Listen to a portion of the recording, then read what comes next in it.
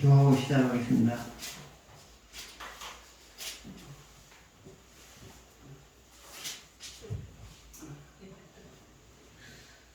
아버지 하나님, 저희들이 말씀을 공부합니다.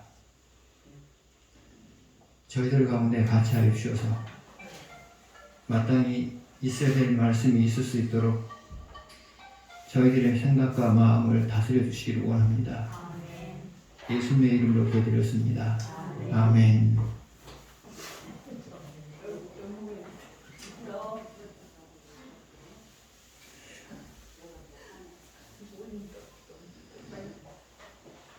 제임스 심프슨이라고 하는 사람이 클로로포름이라고 하는 마취제를 발견을 했어요. 그래서 1847년 이후부터 환자들은 고통이 없는 가운데 수술을 받을 수 있게 되었습니다. 그가 어느 날 모교인 에든버러 대학에 가서 강연을 하게 되었습니다. 그리고 나서 학생을 위한 사람이 질문을 합니다. 선생님이 발견한 것 중에서 가장 위대한 발견은 무엇입니까? 학생들은 질문해놓고 나름대로 대답을 이미 기대하고 있었어요. 그것은 최초의 마취제인 클로로포름을 발견한 것이다 라고 말할 줄 알았어요. 그러나 제임스 심프슨의 대답은 의외였어요. 내가 발견한 것 중에서 가장 위대한 발견은 예수 그리스도이다, 그렇게 말했어요. 그분은 나의 구세주고 그분은 나로 하여금 행복에 살 수 있도록 도와주셨던 분이다, 그런 고백을 했어요. 여러분이 인생을 살아온 가운데 가장 위대한 발견은 여러분 혹시 예수 그리스도를 발견하게 된 거죠. 왜냐하면 그분 때문에 여러분의 내세 문제가 해결됐고 그분 때문에 여러분의 현세 문제가 해결될 것이기 때문에 그런 거죠. 그래서 여러분이 발견한 것 중에서 가장 위대한 발견은 바로 예수 그리스도를 발견했다는 사실이에요.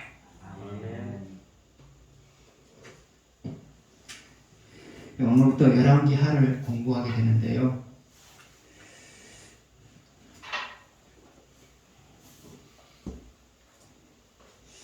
자, 먼저 첫 번째 문제를 보시겠습니다. 아합이 죽은 후에 있었던 일은 무엇인가? 1절을 같이 한번 보시겠습니다. 아합이 죽은 후에 모압이 이스라엘을 배반하였더라. 아합이 죽은 후에 모압이 이스라엘을 배반했어요. 모압은 어떤 나라에 있느냐? 다윗 시대 때부터 이스라엘의 속국이었어요. 그런데 아합이 죽은 후에 배반을 했어요. 그러면 아합이 죽은 후에 모압이 배반한 이유는 뭐냐? 그것은 힘이 약해졌기 때문이죠. 힘이 약해졌기 때문이죠. 그러면 이스라엘이 힘이 약해진 이유가 뭐냐? 이스라엘이 하나님과 멀어졌기 때문이에요. 하나님과 멀어졌기 때문이에요. 그래서 힘이 약해진 거예요.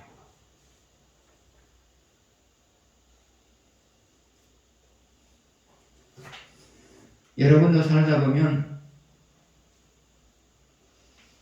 여러분을 배반하는 사람들이 생겨날 때가 있어요. 다른 이유도 있지만 가장 핵심적인 것은 여러분이 하나님과 멀어졌기 때문이에요. 하나님은 여러분이 하나님과 멀어졌을 때 여러분을 등지는 사람들이 생겨나게 만들어요. 왜 그러느냐? 그렇게 해서라도 여러분을 돌아오게 만들기 위해서이죠. 그래서 관계가 가까웠던 사람들이 갑자기 여러분을 배반할 수 있단 말이죠. 그러나 그것은 우연한 것이 아니고요. 여러분을 회개시키고자 하는 하나님의 계획이라고 말이에요. 사람은 하나님이 쓰시는 도구에 불과해요. 그래서 하나님이 사람을 여러분에게 가까이 붙여주면 여러분 주변에 가까운 사람이 많은 거고요. 주변에 사람이 많은 것이고요. 하나님이 여러분에게서 사람을 떼어내기 위해서 배반하게 만들면 그냥 떼어나가는 거죠. 그래서 여러분, 이 세상에 존재하고 있는 모든 것은 하나님이 쓰신 도구예요. 사람도 그렇고요, 재물도 그렇고요, 건강도 그렇고요. 하나님이 작정하시면 여러분이 다가올 수 있는 것이고요. 하나님이 멀어지게 만들기 위해서 작정하면 떠나오게 만드는 것이고요. 그래서 여러분, 사람 믿지 마세요. 여러분을 가지고 있는 재물도 믿지 마세요. 내 것이라고 믿지 마시라고요. 여러분의 주변에 있는 사람도 여러분의 사람이라고 믿지 마세요. 여러분의 건강도 믿지 마세요. 언제든지 여러분의 곁을 떠날 수 있는 것들이다. 언제든지 여러분의 곁을 떠날 수 있는 것들이다. 그렇게 생각하세요. 하나님이 떠나게 하면 떠나는 거고요. 하나님이 떠나게 하면 떠나는 거고요. 하나님이 도와주려고 생각하시면 여러분에게 다가오는 거고요. 그래서 여러분 항상 그렇게 생각하세요. 아무리 가까운 친구도 영원한 친구는 아니다. 아무리 가까운 친구도 영원한 친구는 아니다. 아무리 원수와 같이 살아도 그 사람은 영원한 나의 원수가 아니다. 하나님이 가까이 오게 만들면 가까워지는 것이고, 영원히 친구일 것 같은 사람도 하나님께서 배반하게 만들면 친구가 안 되는 것이고. 그래서 여러분, 이 세상에 존재하고 있는 모든 것은 도구에 불과하다. 나의 수도 하나님께서 하시고자 하는 일에 쓰임을 받는 도구에 불과하다. 항상 그런 생각을 하시고 하십시오. 도구예요. 잡았다고? 내 거 아니에요. 하나님이 떠나가게 만들면 완전히 떠나가는 거거든요.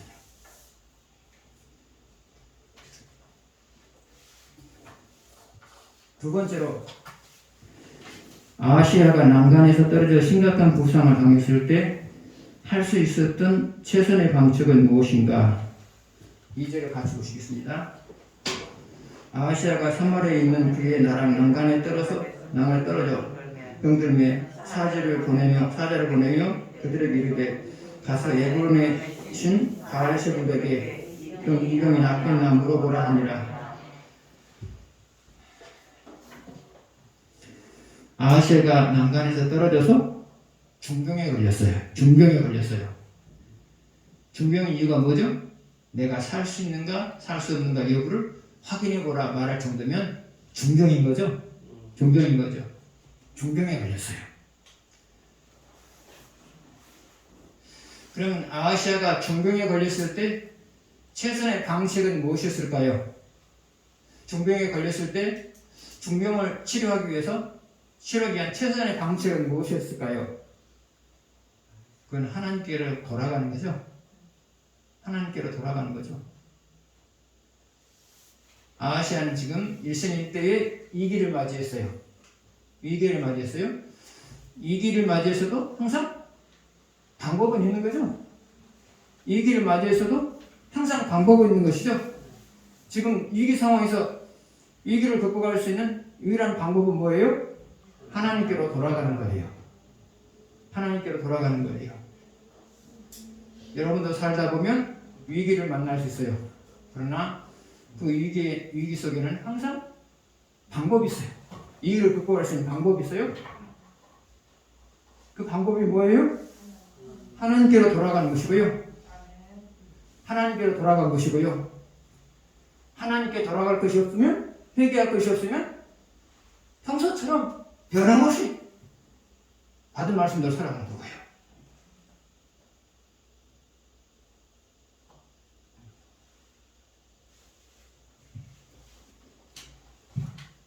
여러분의 삶 속에는 항상 기회가 있어요. 그 기회라고 하는 것은 뭐냐? 평탄할 때는 더 잘 될 수 있는 기회가 있어요.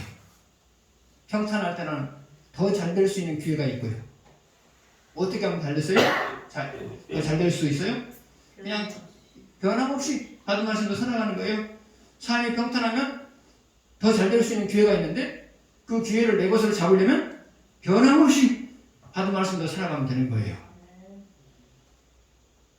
또 여러분에게 기회라고 하는 것은 뭐냐? 내 삶의 한 부분이 인생을 살아낼 수 없을 만큼 무너졌어요? 그런데 여러분에게는 회복될 수 있는 기회가 있어요. 회복될 수 있는 기회가 주어졌어요. 근데 그 기회는 어떻게 잡느냐? 하나님께로 돌아가면 잡는 거죠. 살다 보면 스스로 일어설 수 없을 만큼의 인생이 망가질 때도 있단 말이죠. 그럼에도 불구하고 여러분에게는 회복될 수 있는 기회가 있어요. 근데 그 기회는 누가 잡는다고요? 하나님께로 돌아가는 사람들이 잡아요. 여러분 앞에 장애물이 놓여 있어도 그 장애물을 극복할 수 있는 기회가 여러분에게 주어져 있어요. 그럼 그 기회는 누가 잡느냐? 장애물이 있음에도 불구하고 변함없이 받은 말씀대로 살아가는 사람, 이런 사람들이 장애물을 극복할 수 있는 기회를 잡아요. 그래서 여러분의 삶 자체는 항상 무엇으로 가득 차 있다? 더 잘 될 수 있는 기회로 가득 차 있다.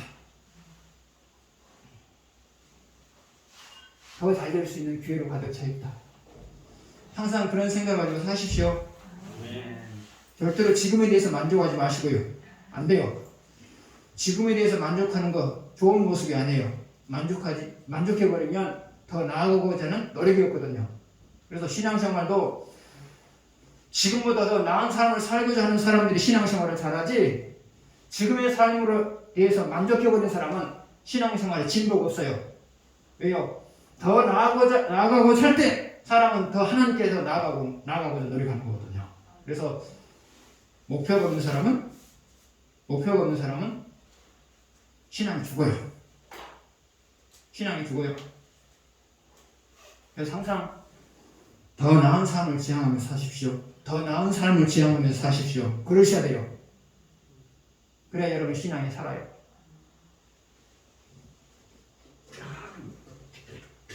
세 번째 보시겠습니다. 아하시아가 난간에서 떨어져 심각한 부상을 입었다. 그런데 사람을 보내어 에브론 신 바알셰불에게 이 병이 낫겠냐고 물어본 이유는 무엇일까? 2절 3절 보시겠습니다. 아하시아가 사마리아에 있는 그의 다락 난간에서 떨어져 병들매 사자를 보내며 그들에게 이르되 가서 에브론의 신 바알셰불에게 이 병이 낫겠나 물어보라 하시니라. 여호와의 사자가 디셋 사람 엘리야에게 이르되 너는 일어나 올라가서 사마리아 왕의 사자를 만나 그에게 이르기를 이스라엘에 하나님이 없어서 너희가 에브론의 신 바알셰불에게 물으러 가느냐. 아하시아가 중병에 걸렸어요. 그래서 미래가 걱정이 돼요. 과연 내가 살 수 있을까? 아니면 죽을까? 미래가 걱정이 돼요. 근데 자기 자신은 미래를 알 수가 없잖아요. 그래서 그 미래를 알기 위해서 바알셰불에게 묻게 만들어요. 그러면 아하시아가 자기 미래에 대해서 바알셰불에게 묻게 된 이유가 뭘까요? 그것은 그의 마음속에 하나님이 없기 때문이죠. 그의 마음속에 하나님이 없기 때문이죠. 하나님이 있었으면 하나님께 물었을 거예요. 그런데 하나님이 없기 때문에 바알셰불에게 물었어요. 여러분 중에서 그런 사람들이 없겠지만 그리스도인들이 정치로 가는 이유가 뭐예요? 그들의 마음속에 하나님이 없기 때문이에요. 하나님이 없기 때문이에요.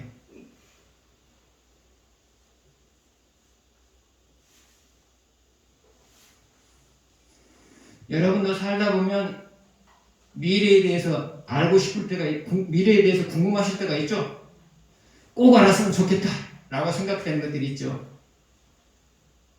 몇 가지를 한번 생각해 봅시다. 첫 번째로는 스스로 일어설 수 없는 고난을 당했을 때, 그때 미래에 대해서 궁금하죠. 미래에 대해서 궁금하죠. 이 고난이 계속될까? 아니면 끝날까? 미래에 대해서 궁금하단 말이죠. 또 여러분이 미래에 대해서 궁금한 것들이 뭐죠? 내가 하고자 하는 일이 장애물 때문에 진전이 없는데 이 장애물이 사라질까? 사라지지 않을까? 궁금하단 말이죠. 세 번째로 내가 지금 무엇인가를 시작하려고 하는데 이 일이 잘 될까? 잘 되지 않을까? 궁금해요. 또 이제 여러분의 자녀를 결혼시킨단 말이죠. 결혼시킬 때도 궁금하죠. 우리 아이들이 남 결혼하는 이후에 잘 살아낼 수 있을까? 잘 살아낼 수 없을까? 궁금하잖아요. 그래서 여러분의 마음속에는 미래에 대해서 알고 싶은 것들이 많단 말이죠. 그러면 미래를 알려면 어떻게 해야 돼요? 우선 하나님께 물어봐야죠. 하나님께 물어봐야죠. 미래에 대해서 알고 싶으면 하나님께 물어봐야죠. 귀신은 과거밖에 몰라요. 귀신은 과거밖에 몰라요. 그런데 하나님은 과거도 알고 미래도 알아요. 그렇기 때문에 점쟁이 점이 안 맞아요. 과거를 귀신같이 알아내니까 미래도 잘 알 것 같죠? 과거를 귀신같이 알아내요. 귀신의 힘을 빌려서. 여러분의 과거를 귀신같이 알아낸단 말이죠. 귀신의 힘을 입어서. 그러나 미래는 몰라요. 왜요? 하나님 닫아놨거든요. 미래는. 그래서 점쟁이들이 여러분의 과거를 이야기한단 말. 여러분 안 가봐서 모르죠? 네. 안 가봤으면 모르도 되고. 다른 교회 사람들? 가면은 과거에 대해서 이야기를 한단 말이죠. 맞아요. 왜 맞아요? 귀신의 힘을 빌려서 과거를 아니까. 그러면 여러분 무슨 생각을 가져요? 그 사람들이 이 사람이 나의 과거를 정확하게 아는 거 보니까 미래도 알 것 같아. 이렇게 생각을 하죠. 근데 미래는 닫혀 있어요. 누구에 의해서요? 하나님에 의해서요. 하나님에 의해서요. 미래는 누가 만들어가요? 하나님이 만들어가요. 귀신이 만들어가는 거 아니거든요. 미래는 하나님이 만들어가니까 하나님만 미래를 아는 거예요. 그래서 여러분 미래를 알고 싶으면 어떻게 하시라고요? 하나님께 물어보세요. 물어보세요. 하나님은 물어보시면 귀가 밝으신 분이어서 어떤 식으로 대답하세요. 어떤 식으로 대답하시거든요. 그래서 여러분 궁금한 점 있으면 물어보세요. 하나님한테 물어보세요. 그러면 기도하다 보면 하나님이 여러분의 말씀을 하세요. 그런데 항상 여러분이 하나님으로부터 대답을 들으려면 여러분이 갖춰야 될 조건이 있어요. 그게 뭐냐? 그것은 하나님과 바른 관계를 형성하는 거예요. 영혼이 흐리면 죄로 인해서 영혼이 흐려 있으면 하나님 말씀을 하시지 않고요. 죄로 인해서 영혼이 흐려져 있으면 말씀을 하신다 할지라도 여러분에게 확신이 안 생겨요. 확신이 안 생겨요. 하나님 말씀하시면 확신이 안 생긴다고요. 그래서 여러분 하나님께 미래에 대해서 물어볼 때는 여러분이 하나님과 바른 관계를 형성한 상태에서 물어보시고요. 물어봐도 대답이 없다. 그러면 어떻게 돼요? 여러분이 하나님과 바른 관계를 형성하셔야 돼요. 하나님은 여러분이 바른 관계를 형성하면 무엇을 물으시든지 반드시 대답하세요. 다만 말해주지 않는 것이 그 사람에게 유익할 때는 말해주지 않아요. 그러니까 다시 말하면 나중에 말해주는 것이 유익할 때는 그때는 말하지 않고요. 웬만하면 다 말씀을 하세요. 물어보세요. 미래에 대해서 미래가 궁금하면 물어보세요. 여러분의 미래는 누구만 알아요? 하나님만 알아요. 사람은 추측할 뿐이에요. 미래 모르거든요. 하나님만 미래 알아요. 그러니까 궁금하면 물어보세요. 궁금하면 하나님께 물어보세요.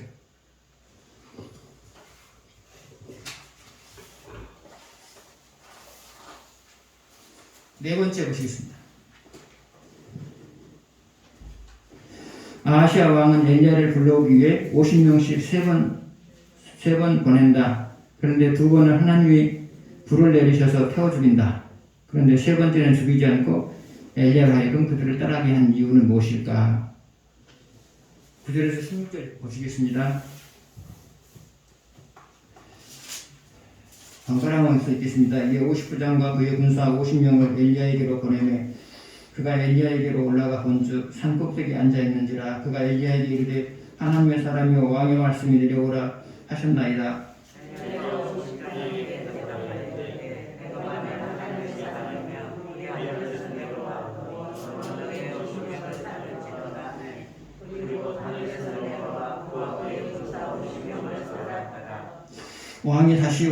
왕이 다시 다른 50부장과 그의 군사 50명을 엘리야에게로 보내니 그가 엘리야에게 말하여 이르되 하나님의 사람이여 왕의 말씀이 속히 내려오라 하셨나이다 하니 엘리야가 그들에게 대답하여 이르되 내가 만일 하나님의 사람이면 우리 하늘에서 내려와 너의 50명을 살려주었다.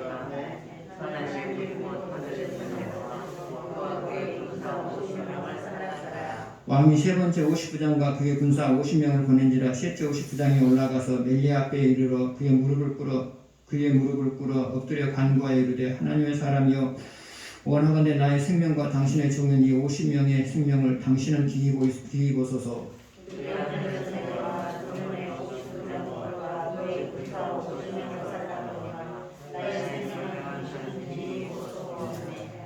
여호와의 사자가 엘리야에게 이르되 너는 그를 두려워하지 말고 함께 내려가라 하신지라. 엘리야가 곧 일어나 그와 함께 내려와 왕에게 이르러 말하되 여호와의 말씀이 내가 사자들을 보내 에그론의 신 바알세불에게 물으려 하니 이스라엘에 그의 말을 물을 만한 하나님이 안 계시느냐. 그러므로 내가 올라간 침상에서 내려오지 못할지라. 내가 반드시 죽으리라 하셨다 하니라. 아멘. 아하시야 왕은 엘리야에 대해서 어느 정도 알고 있었어요. 특별한 선지자라고 생각하고 있었어요.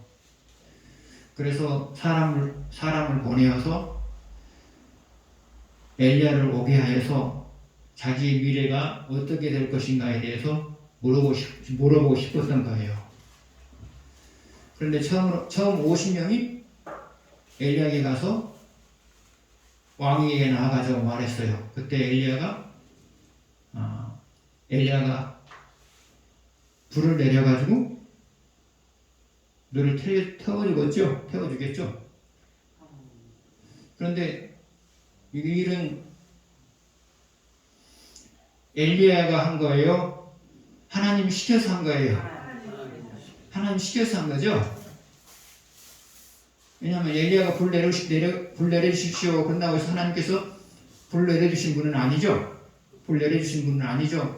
하나님이 그렇게 하고 싶으니까 지금 불을 내려준 거잖아요. 여러분 이거 잘 생각해야 돼요. 항상 사람은 도구일 뿐이지 주체자가 아니다. 사람은 도구일 뿐이지 주체자가 아니다. 두 번째 또 50명이 왔어요. 그때 또 엘리야가 불을 내려달라고 했을 때 하나님께서 불을 내리셔서 그들을 죽였어요.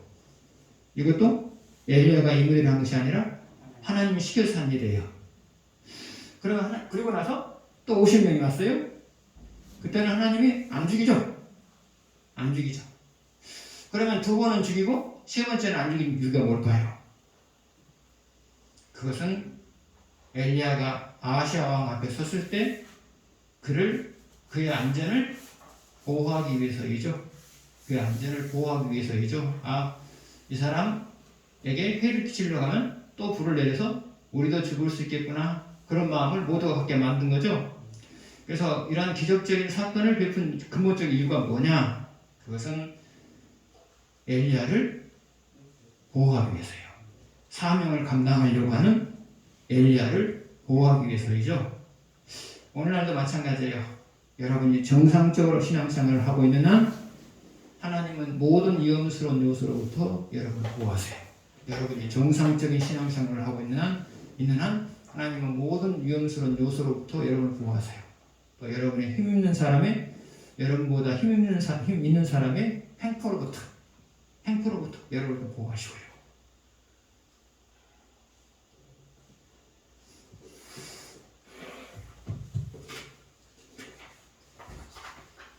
그 다음에 5번째 보시겠습니다.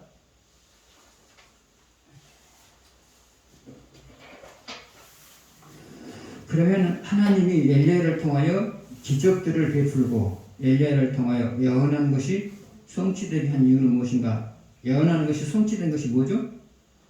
아하시야가 죽죠. 그리고 기적은 뭐였어요? 하늘에서 불이 내려와서 50명을 태워주는 것, 그 기적이죠.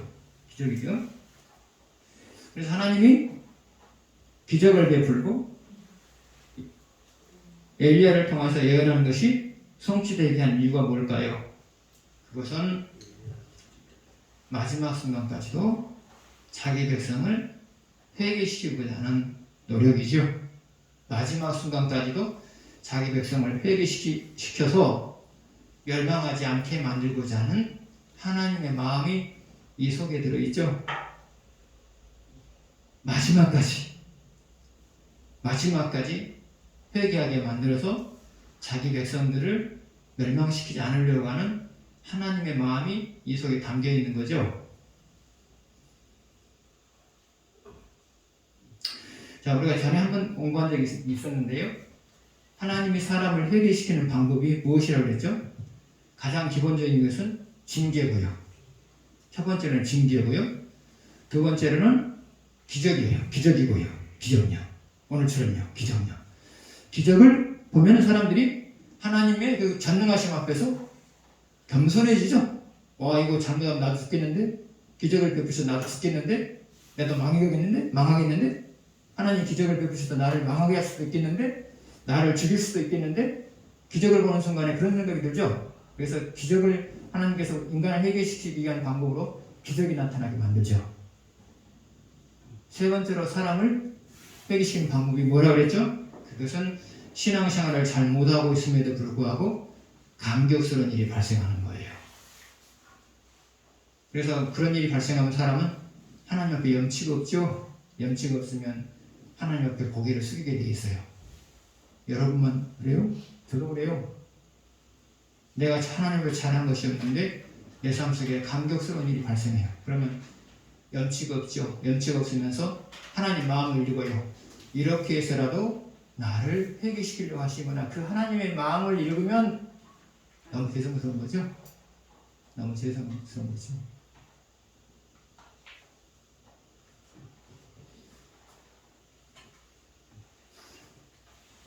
아무튼 아하시아가 죽었어요.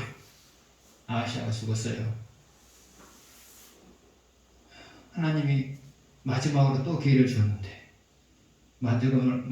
기회를 주었는데 그 기회를 살리지 못하고 죽었어요. 우리에겐 항상 기회가 있어요. 어떤 상황에서 항상 기회가 있어요. 왜 그렇다고요? 하나님이 어떤 상황도 극복해 주시기 때문에 기회가 있는 거예요. 항상 우리는 기회가 있어요. 기도하겠습니다.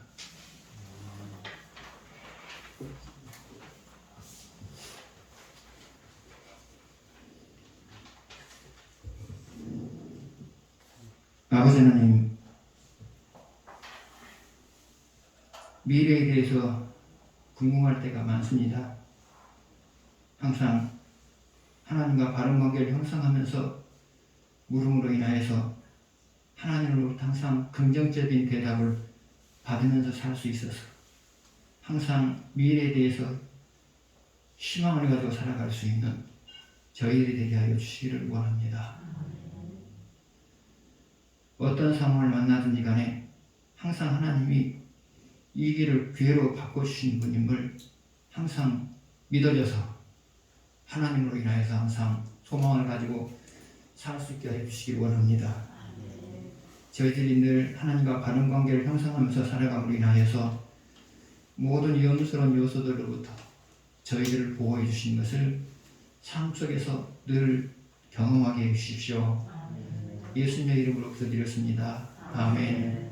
하늘에 계신 우리 아버지 이름을 거룩하게 하시며 아버지 나라가 오게 하시며 아버지 뜻이 하늘에서와 같이